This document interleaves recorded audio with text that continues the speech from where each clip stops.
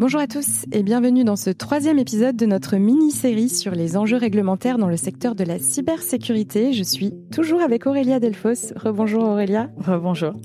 Alors nous sommes toujours au Forum InCyber à Lille. Merci à eux d'avoir rendu l'enregistrement de cette mini-série possible.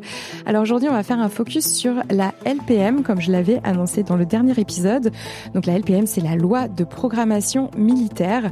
On va essayer de mieux comprendre comment elle structure la cybersécurité en France et ce qu'elle impose aux acteurs critiques. On vous propose donc pour démarrer de refaire le point avec Aurélia. Donc qu'est-ce que c'est la LPM ? Alors la LPM c'est une très vieille loi. Suite aux attentats de 2001, on s'est rendu compte qu'il fallait finalement protéger peut-être nos infrastructures critiques. On pense aux centrales nucléaires, aux ponts, aussi à tout ce qui a aspect à la défense, etc. Pour protéger finalement nos joyaux. En France. Donc en 2006, on était plutôt sur des choses physiques. Et puis après, elle a évolué. On a rentré ce qu'on appelait à l'époque de la sécurité informatique et maintenant ce qu'on appelle de la sécurité des systèmes d'information et même de la cybersécurité. Donc on est quand même sur le vocabulaire lexical évolue. Exactement et de plus en plus intéressant. Et on voit que ça va avec l'évolution de la cyber aussi. Et donc il y a eu plusieurs lois. Il y en a eu une 2013 et puis une 2015 qui va étendre un peu le champ et surtout étendre le champ à ce qu'on va appeler les OIV, donc les organisations d'importance vitale. Donc on est bien d'importance vitale pour l'État français. Donc pour l'État et les citoyens ou... Oui, ça a un impact sur les citoyens. Il y a un certain nombre... S'il y a plus d'électricité, une cyberattaque, ça pose sécurité, si les barrages lâchent, l'eau potable, la sécurité, les transports, les télécoms, l'aérospatial, l'état civil, des choses qui peuvent paraître les administrations judiciaires. Voilà, il y a 12 secteurs concernés. Les OIV, c'est quelque chose de secret. On ne sait pas qui est OIV, même si dans le monde de la cyber, c'est un secret de polichinelle, mais c'est un secret quand même. C'est classifié et on peut comprendre pourquoi, même s'il y a eu le débat pendant la loi Nice 2, puisque en fait on a reparlé des SAIV dans la loi de résilience. Qu'est-ce que c'est SAIV ? Ce sont finalement les points physiques qui vont il y a deux parties. Les SAIV c'est la partie physique de ces OIV et les SIIV sont les parties de système d'information de ces OIV. D'accord. Donc la LPM définit finalement, on regarde les systèmes d'information les plus critiques et il y a des règles spécifiques qui doivent être mises en place avec un système d'homologation, de contrôle d'un certain nombre de choses. Donc c'est une loi franco-française qui protège vraiment nos organisations les plus critiques en France pour que quoi qu'il arrive, ça continue de fonctionner ou que il n'y ait pas de dégâts importants dans ces organisations. Alors, quelles sont les obligations concrètes en cybersécurité qu'impose la LPM ? D'ailleurs, il n'y a pas que de la cyber dans la LPM.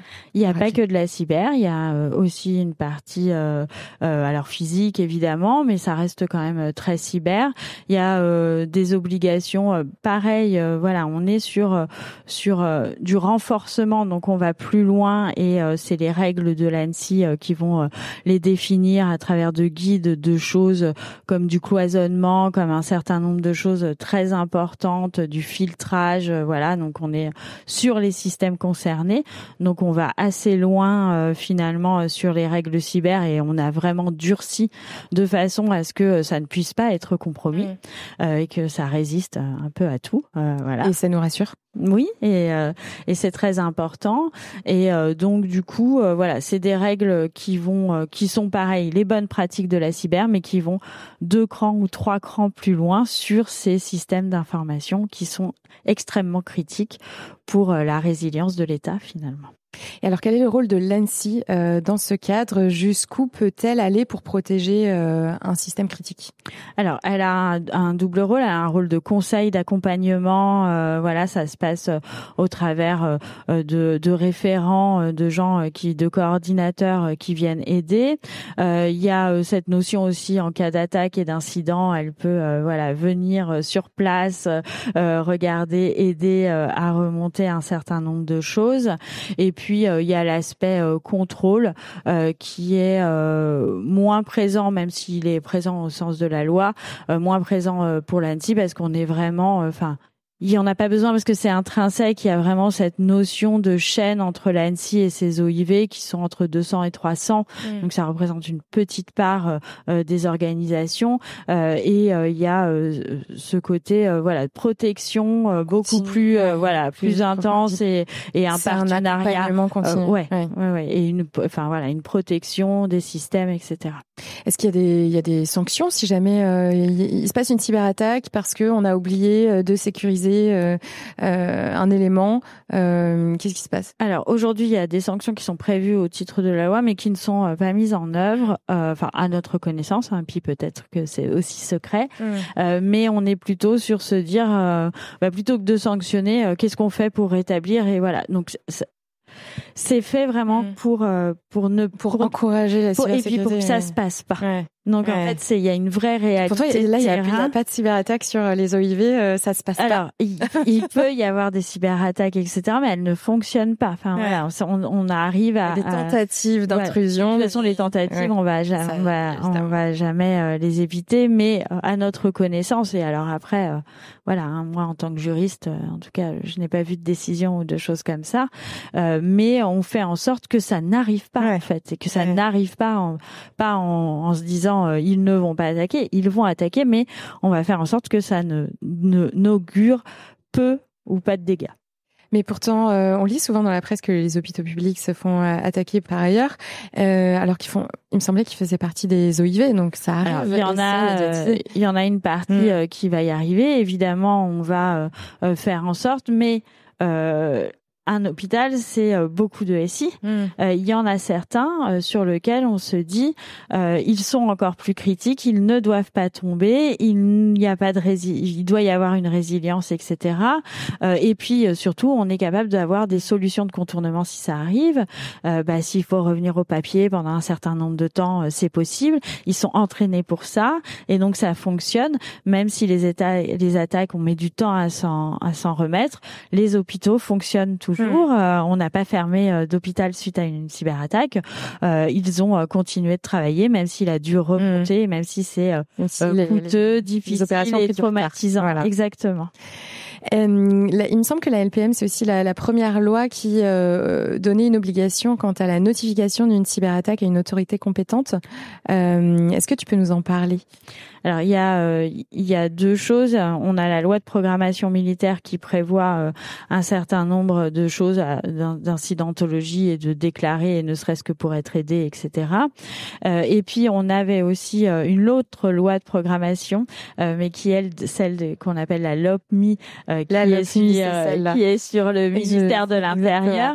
Et qui là, dans son article 5, en fait, a défini que pour pouvoir avoir ces assurances, etc., il devait y avoir un dépôt de plainte dans le cadre d'une cyberattaque. Donc, ce qui fait que, je suis attaquée, je vais déposer plainte. Alors, comme on ferait avec Préparation en ligne, chose possible.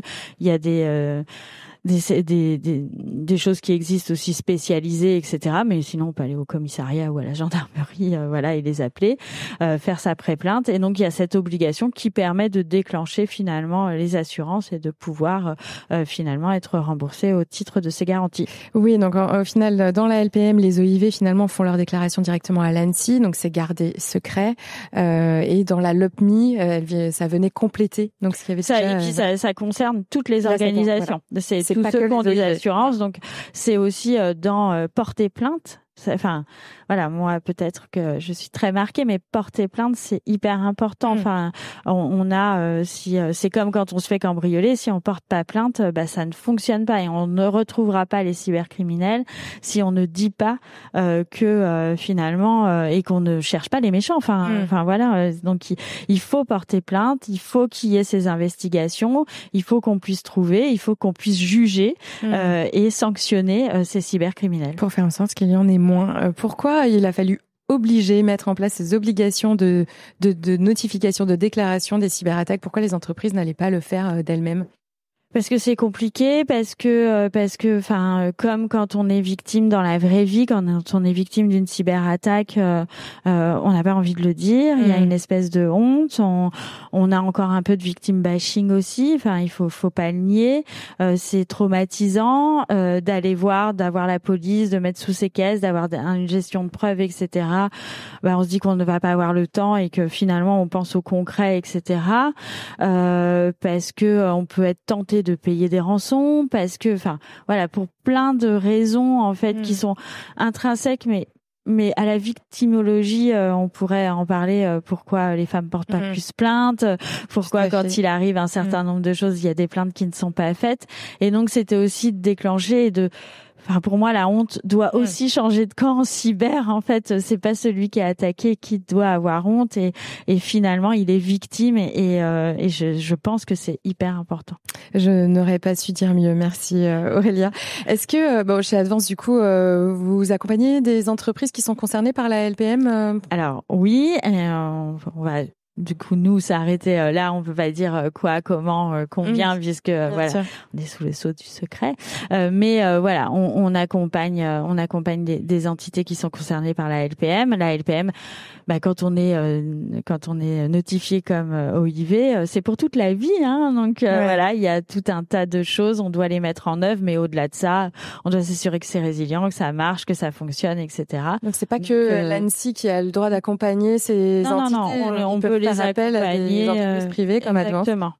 Et sur lequel on a un certain nombre de qualifications. Et puis il y a aussi de l'autocontrôle, etc., qui doivent être faits au travers d'audits techniques, organisationnels, qui permettent de s'assurer qu'on est sur le bon niveau de sécurité. Eh bien, merci beaucoup Aurélia. Est-ce que tu aurais un message à faire passer à ces entreprises qui sont secrètes pour leur donner quelques conseils sur ce qui va se passer sur l'année à venir, les risques en ce moment qui sont constatés? On voit que les attaques ne changent pas tellement, mais qu'elles s'intensifient et qu'elles s'automatisent aussi beaucoup et que finalement le hacker d'un pays étranger, même s'il existe, etc., et que il y a plein de choses qui existent. Voilà, il y a beaucoup d'opportunistes aussi. Donc de toujours mieux se protéger, de prendre en compte et de se dire que la réglementation, c'est pas qu'un frein, c'est un vrai levier de protection dans la vraie vie pour quelque chose de vrai. Ouais. Et on en avait besoin. Est-ce que pour toi, on s'y est mis un petit peu tard ou est-ce que tu penses c'est bon, on est dans les clous? Je pense qu'on en parle plus et moi je vis ma meilleure vie de juriste cyber, mais finalement ça fait très longtemps qu'on a des lois en cyber. Ça fait longtemps qu'on punit les cybercriminels, etc. Il en existait, avant on les punissait pour vol d'électricité jusqu'à ce qu'on ait la loi Godefroy. Enfin voilà. Donc il y a un arsenal qui existe, qui se met en route. Et ce qui est bien, au travers de toutes les réglementations dont on a parlé, c'est que c'est plus un problème de chaque État, c'est un problème européen, c'est quelque chose sur lequel on veut se défendre. Et c'est surtout, on est plus fort quand tout l'écosystème est plus fort. Est-ce que tu peux nous citer d'autres textes qui réglementent la cybersécurité aujourd'hui en France et dont on n'a pas encore parlé dans cette mini-série? Une des pionnières en 88, c'est la loi Godefroy avec qui permet de ne pas rentrer dans n'importe quel SI. C'est pas parce que c'est ouvert que tu as le droit de rentrer. Ça marche. C'est comme ta porte ouverte. Voilà, c'est pareil. On a évidemment tout ce qui a trait aux données personnelles parce que les gens le voient comme quelque chose. Pour moi, c'est un texte cyber, le RGPD, la loi informatique et liberté qui existe depuis très longtemps, sont des textes cyber, sont des textes de protection de nos données, etc. Il y a énormément de choses sur l'économie numérique en 2004. On a fait plein de choses pour réglementer. Il y en a un peu partout.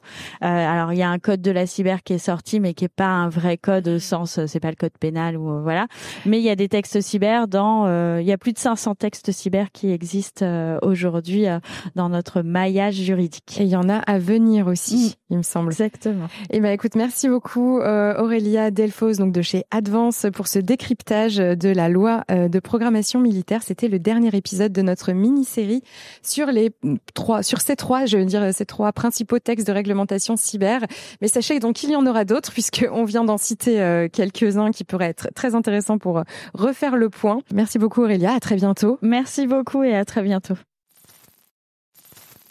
Merci à tous d'avoir suivi cet épisode du monde de la cyber. Si vous êtes arrivés jusqu'ici, c'est que vous commencez à bien accrocher à ce podcast. Alors si vous voulez découvrir les coulisses et être au courant de toutes les actus, je vous donne rendez-vous sur notre compte Instagram, Le Monde de la Cyber. Et n'hésitez pas aussi à vous abonner au podcast et à me laisser un petit commentaire sur Spotify ou Apple Podcast. Ça m'aide beaucoup à faire grandir le projet et ça me fait super plaisir de lire tous vos petits messages. Merci à vous et à très vite dans le monde de la cyber.